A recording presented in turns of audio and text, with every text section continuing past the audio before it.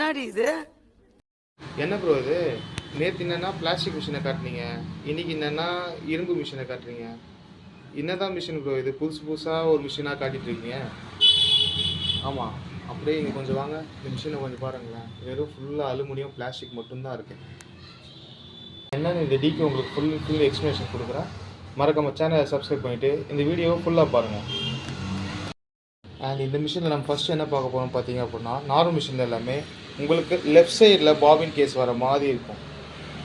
நீங்கள் எல்லா மிஷினுமே லெஃப்ட் சைடில் பாபின் கேஸ் போகிற மாதிரி இருக்கும். இந்த மிஷினில் மட்டும் உங்களுக்கு ஸ்ட்ரெயிட்டாகவே பாபின் கேஸ் வந்துடும். எல்லா எம்ப்ராய்டிங் மிஷினுக்குமே உங்களுக்கு ஸ்ட்ரெயிட்டில் தான் பாபின் கேஸ் வர மாதிரி இருக்கும். இங்கே ஷெட்டில் பாபின் கேஸ் எல்லாமே ஸ்ட்ரெயிட்டில் வர மாதிரி இருக்கும். அண்ட் அடுத்து நம்ம என்ன பார்க்க போகிறோம் பார்த்தீங்க அப்படின்னா, லாஸ்ட் வீடியோவில் நம்ம சொல்லியிருந்தோம் இந்த மிஷினில் மோட்டர் இருக்கும் இன்பில்டான்னு சொல்லிட்டு. அந்த மோட்டர் பார்த்தீங்க அப்படின்னா இந்த மிஷின் ஃப்ரண்ட் சைடில் வந்து இந்த மிஷினில் உஷா ஜனோம் ஒண்டர் ஸ்டிச்சர்லாம் உங்களுக்கு பேக் சைடில் வர மாதிரி வரும். இதில் வந்து உங்களுக்கு பெல்ட் மூலியமாக உங்களுக்கு இயங்குது.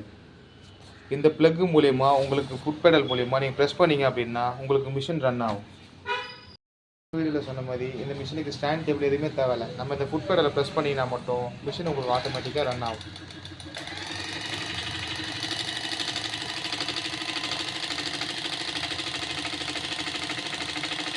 இதுதான் இந்த மிஷினோட ஆக்சுவல் சவுண்டு.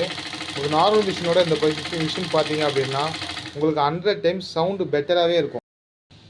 அதனால் ரெகுலர் யூசேஜ் இருந்தாலும் ரெகுலர் யூசேஜ் இல்லைனாலும் இந்த மிஷின் ரெகுலர் யூசேஜ் இருந்தால் என்ன ஆகும் அப்படின்னா மிஷின் டைட்டாக ஆரம்பிச்சிடும். உங்களுக்கு ஹீட் ஆக ஆரம்பிக்கும் மிஷின். ஏன்னா உள்ளே இருக்க க்ரீஸ்லாம் உங்களுக்கு மெல்ட் ஆகுது இல்லையா.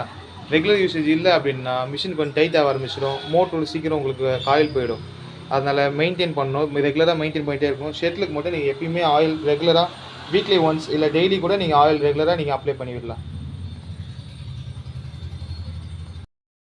அண்ட் இது வரைக்கும் இந்த வீடியோவில் மிஷின் எப்படி ரன் ஆகுது, உங்களுக்கு எப்படி எப்படிலாம் யூஸ் ஆகுது, இந்த மோட்ரு எப்படி ஒர்க் ஆகுது எல்லாமே பார்த்தாச்சு. அடுத்த வீடியோவில் இந்த மிஷினோட ஸ்டிச்சஸ் என்னென்ன அப்படின்னு நம்ம பார்த்துக்கலாம்.